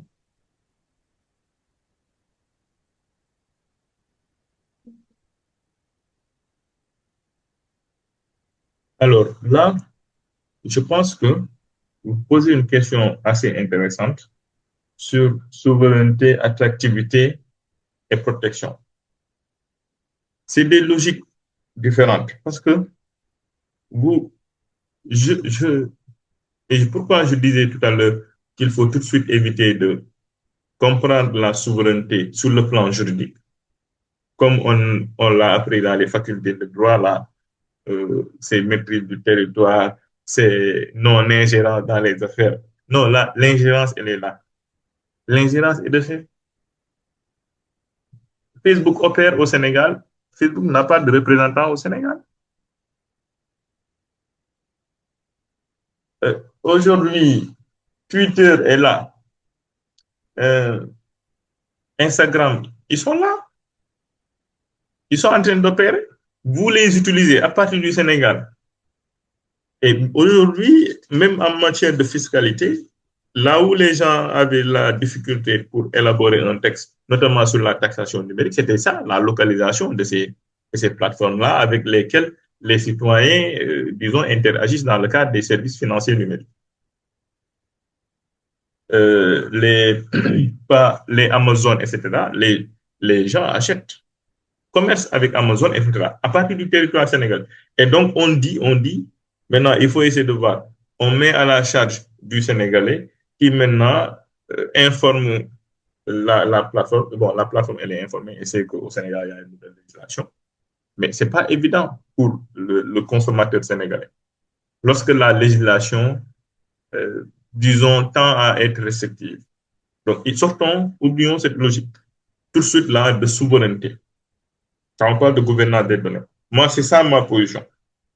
Ma position, c'est oublions tout de suite les aspects de souveraineté, etc. Même relativisons, même protection des données.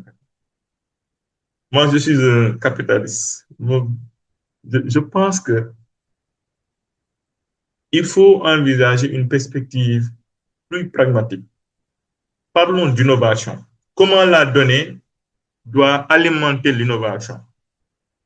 Après ça, on va parler de, oui, mais protégeons les données personnelles. Oui, mais veillons à la souveraineté. Mais travaillons sur l'innovation, sur la valorisation des données. Moi, je pense que les trois logiques, parce que quand vous parlez d'attractivité, je pense que vous parlez de valorisation, d'innovation. Je pense que parmi les trois logiques, moi, je suis pour la valorisation, l'innovation, l'attractivité. Créons le cadre, disons aux structures, venez au Sénégal, nous avons un cadre, nous avons un espace de données où vous pouvez puiser et pour vous permettre de créer de la valeur. Parce que si vous ne créez pas de la valeur, vous ne pouvez pas créer des emplois. Notre besoin aujourd'hui, c'est pas, je suis pas, je respecte la vie privée, les données personnelles, mais je dis, notre besoin aujourd'hui, le besoin du jeune du quartier, c'est comment trouver un emploi, comment se soigner, etc. Parce que j'ai travaillé dans un projet où on parle de dossier patient. Quand on parle de dossier patient, immédiatement, tout le monde te dit les données personnelles. Protéger les données personnelles. Mais il y a un autre besoin qui est là. C'est comment digitaliser le service pour améliorer les soins. C'est deux logiques qui sont là, deux valeurs. Améliorer les soins, c'est une valeur. Aussi bien que protéger les données personnelles. Moi, je suis pour qu'on inverse. Misons sur améliorer l'efficacité, aider à la décision, tous ces bienfaits-là de la gouvernance des données. Maintenant, après, disons-nous, OK, mais là, mais les gars, mettons des garde-fous. Il faut veiller à plus de protection des données personnelles. Il faut veiller à plus de souveraineté pour qu'on ne mette pas systématiquement les données. L'Europe aujourd'hui, la France, puisque c'est un état de référence, fait face à ce problème-là mais notamment en matière de cloud computing, les données européennes se trouvent aux États-Unis majoritairement, massivement. Et le juge européen, son souci, c'est de dire, mais comme aux États-Unis, ils ont un système juridique qui permet à l'État à tout moment de pouvoir avoir accès à des données, à des informations, même si ces données ne relèvent pas de ses citoyens, ça peut fausser la concurrence, etc. Donc, moi aussi, j'ai le souci de corser l'accès à ces vins. C'est aujourd'hui que l'Union européenne a ces soucis-là. Et ces soucis, l'Union européenne ne les avait pas avant. Ils sont à ce niveau de développement. Nous, on n'en est pas à ce niveau. Nous, il faut qu'on se développe d'abord. C'est comme quand on nous dit le changement climatique, industrialisation. Il faut qu'on s'industrialise. Il faut qu'on pollue. Après, on pense à changer le climat. Mais si on dit tout de suite là, nous, on veut protéger des données personnelles, on veut, etc., on risque de tuer, de brider l'innovation. Moi, c'est mon souci. Je ne dis pas, je veux qu'on respecte la vie privée. Je veux la souveraineté. Je suis souverainiste. Mais je dis, on a besoin de créer de la valeur. Et ça, c'est ça qui va nous permettre d'avoir un niveau de développement économique assez solide. Misons nos efforts sur ça, concentrons nos efforts sur ça. Après, des autres logiques là, elles viendront après. On va les, de toute façon, après, on verra comment protéger, comment avoir moins de données hébergées ailleurs. Merci. D'accord, docteur Alexandre. Merci beaucoup pour votre réponse. Monsieur Alassane, vous avez une question? Ouais. Bonjour. Bonjour. Merci à M. Alexandre pour sa communication qui nous a permis d'avoir assez d'informations par rapport à la gouvernance des données. Moi, déjà, j'avais une à deux préoccupations par rapport à cette thématique, à ce sujet. D'abord, ma première préoccupation, c'est au niveau de le fait de légiférer. Est-ce que ça ne pourra pas impacter sur la liberté? Je pense que, madame, vous avez un peu brossé cette question-là par rapport à la liberté des citoyens. Est-ce que, en fait, le fait de légiférer, c'est-à-dire sur la gouvernance des données, ça ne peut pas être aussi contre-productif par rapport à la liberté des citoyens? Si, par exemple, on prend l'exemple de la loi sur l'accès à l'information, c'est-à-dire la loi numéro 2025-15, qui permet aux citoyens d'accéder à l'information. Si, par exemple, aussi, à côté, on voit que il n'y a pas cette possibilité-là d'avoir accès parce qu'il y a une gouvernance stricte des données, ça peut être contre-productif. Alors, si par exemple aussi on prend le cas de la France, supposons, au niveau ou bien de l'Europe de manière générale, avec les RPD en 2016, mais aussi un certain nombre de lois, c'est-à-dire les CNIL, Commission nationale de l'information et des libertés en 1978. Mais malgré tout cet écosystème normatif robuste, on voit aussi, bon, ils n'ont pas eu cette possibilité-là de protéger exclusivement leurs données. Par exemple, on voit des entreprises américaines qui s'installent carrément sur le sol français et qui ont clairement une mainmise sur la donnée des citoyens français. Par exemple, je vous donne l'exemple de cette accointance entre l'État français et une société américaine qui s'appelle Palantir au niveau des UOG, c'est-à-dire en 2024. Cette société était chargée de garantir avec la Vigipirate sur les questions liées au terrorisme, mais on a vu que bon, l'usage de ces données-là avait été orienté sur d'autres finalités. Donc, pour dire que bon, si par exemple, est-ce que la légifération, le fait de légiférer suffit pour essayer de protéger les citoyens, ou bien il faut essayer de revoir des infrastructures solides pour freiner le fait que les données des citoyens se brident dans le monde. Merci.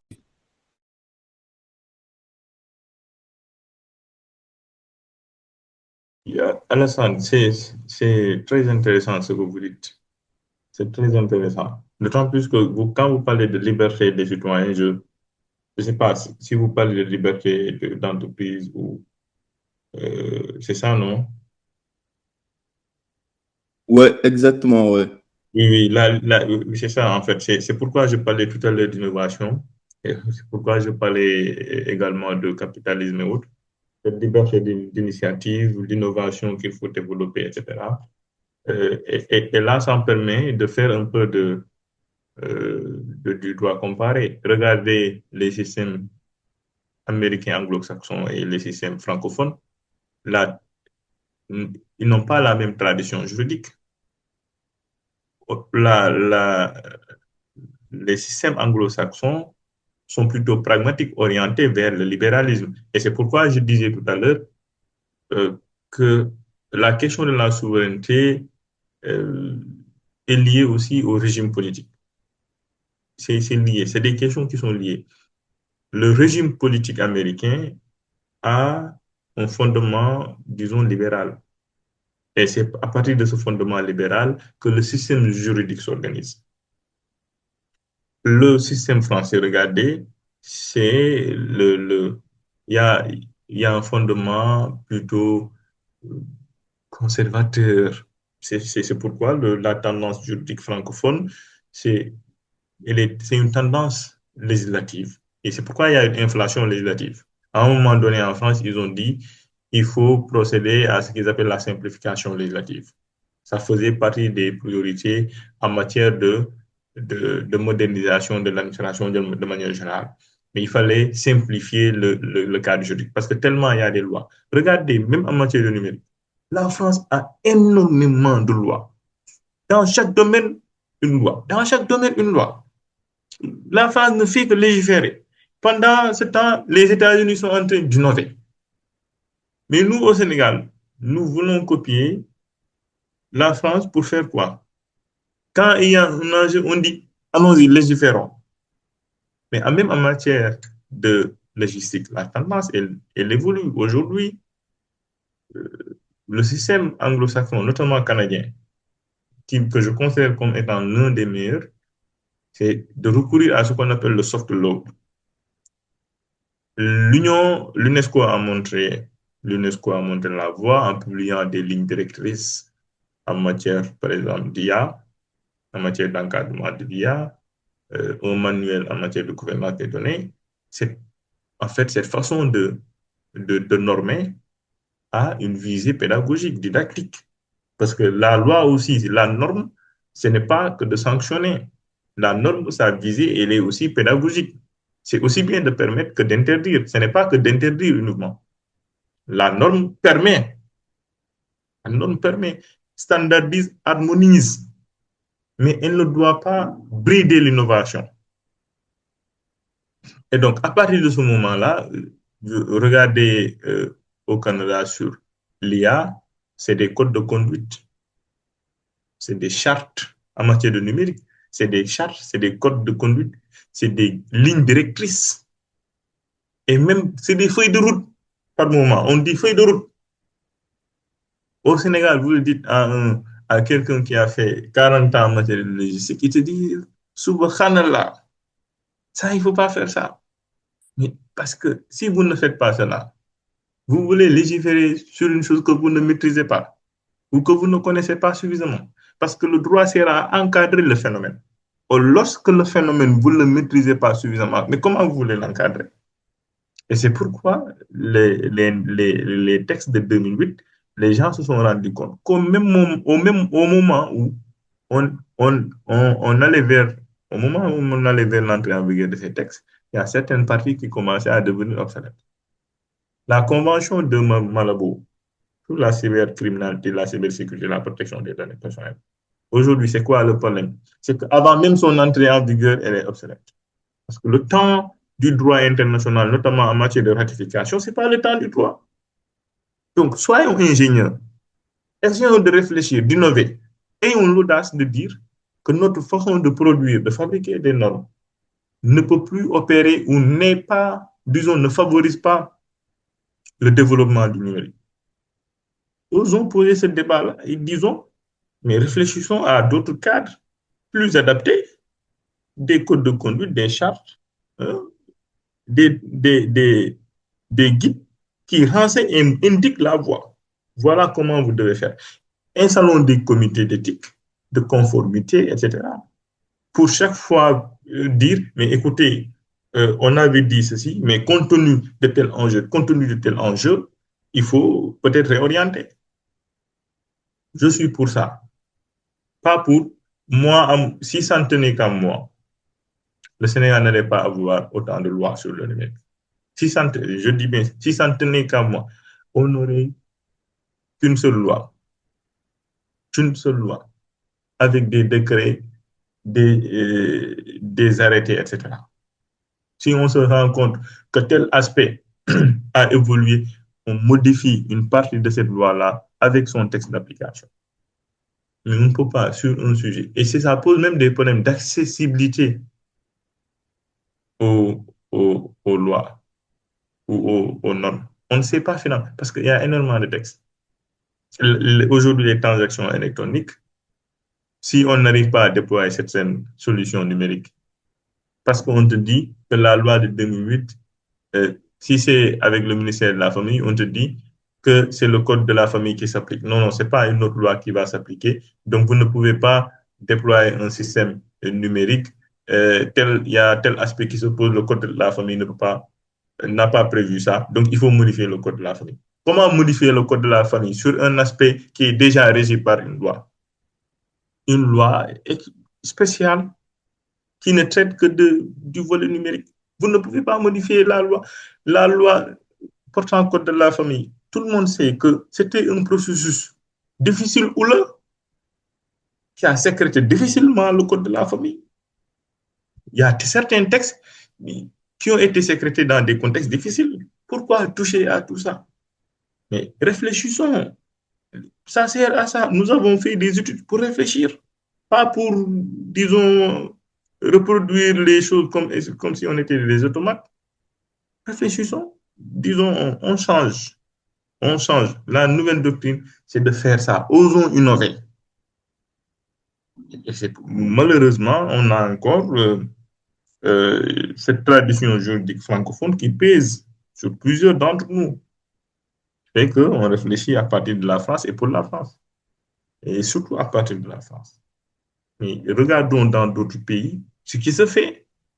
Aujourd'hui, le système anglophone, les Anglais, c'est des conventions non écrites, vous le savez, en matière de droit constitutionnel. Là-bas, c'est pas. Nous, au Sénégal, nous n'avons pas d'ailleurs une tradition écrite. Quand vous faites l'anthropologie de notre société, nous avons une société fondée sur l'oralité, pas sur l'écrit, sur la transmission orale. Donc, est-ce que ce que nous sommes en train de faire, l'écrit là, est-ce que ça correspond à cette société-là? Donc, entamons cette réflexion-là. Et je pense que ça nous permettra de rendre nos normes plus accessibles, suffisamment appropriées par des populations, etc. Merci.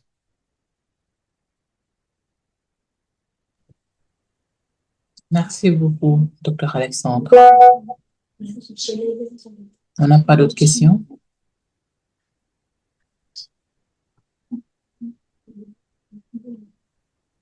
D'accord. Si on n'a pas d'autres questions, je pense on peut dépasser le quantum horaire qui a été prévu. Mais le débat a été tellement intéressant.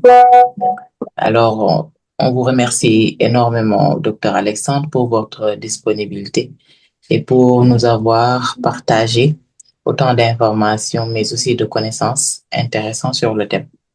Sur ce, nous vous disons à très prochainement pour un autre numéro de séminaire qui portera sur les politiques nationales de sensibilisation et de protection des données personnelles, enjeux et limites. On peut peut-être donner le mot de la fin au docteur. Oui. D'accord. Merci d'abord, merci l'AICC. Mes félicitations à tout le laboratoire, les membres de l'ASPAD pour le travail que vous faites. C'est un travail extraordinaire.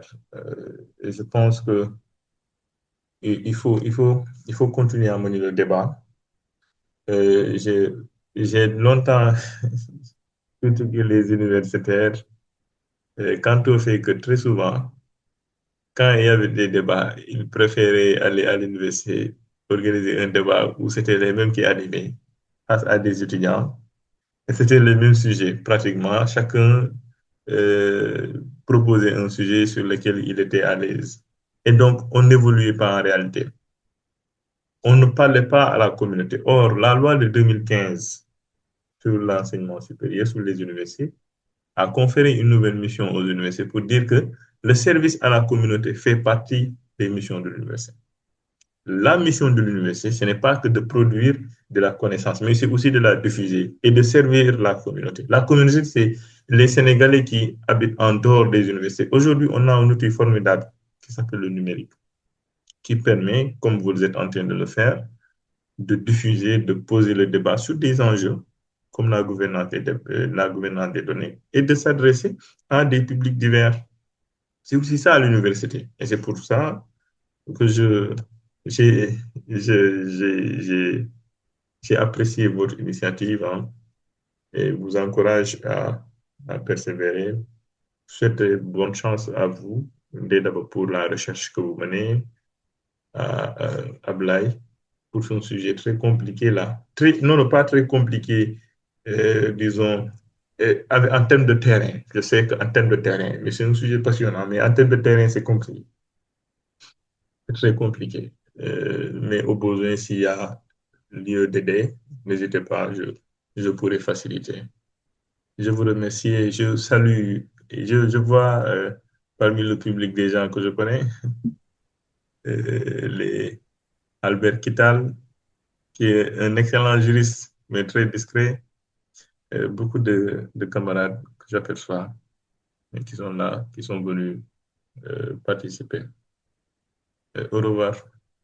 Merci. Merci beaucoup, Dr. Alexandre. Merci.